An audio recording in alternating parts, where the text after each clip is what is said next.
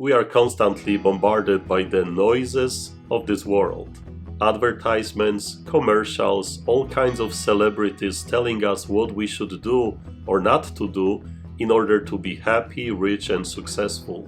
And most times these voices won't tell us all this not because they care about you or me, but because they want to take advantage of us.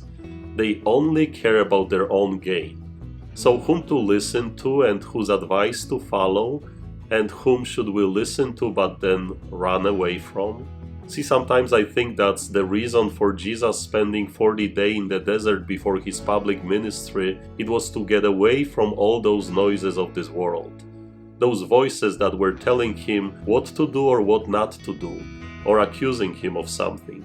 Like, tell my brother to share his inheritance with me. Heal my daughter. Give us the proof. Forgive me. What have you come to do with us? If you are the Son of God, save yourself.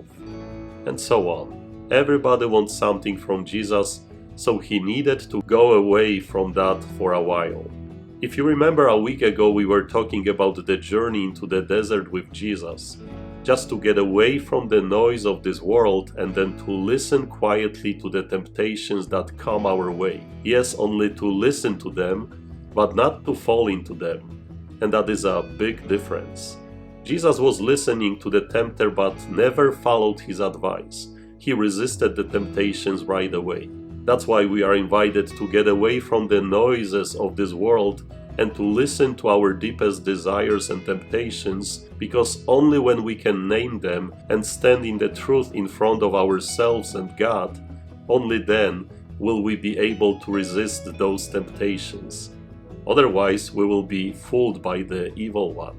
This Sunday, the second week of temptations, Jesus invites us to go with him for another trip. He takes us to the mountain, yet now to listen and follow another voice. The voice that cares for us and wants all that is best for us.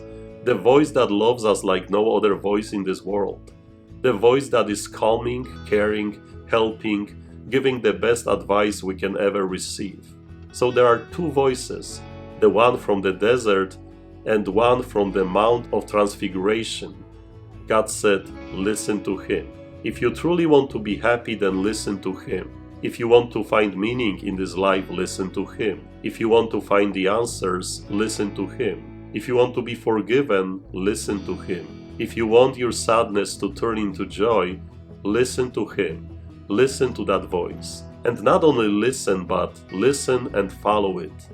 See, there is that voice from the desert that will tempt you and will promise you all the riches and pleasures of this world. You will hear that voice very often, yet do not be fooled and do not follow it. Listen and follow another voice, the voice from the Mount of Transfiguration. That voice that would promise you far more beyond this world, the riches and joy that will last forever. Listen to this voice, listen to him. This is the second week of temptations. Last week we were invited to go to the desert and to hear the tempter, only to listen. Today we are invited to go with Jesus, Peter, John and James to listen to another voice, the voice of Jesus, the voice of the Son of God, who may not promise you anything in this world, but will indeed promise you and give you much more than this, the kingdom of heaven, the happiness that will last forever.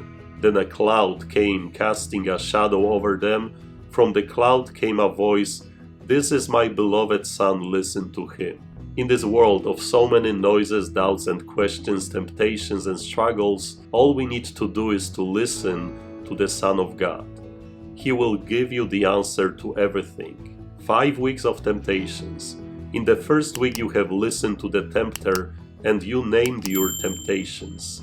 Today you learned about only one voice you should listen to and follow, because this voice is stronger than any temptations of this world.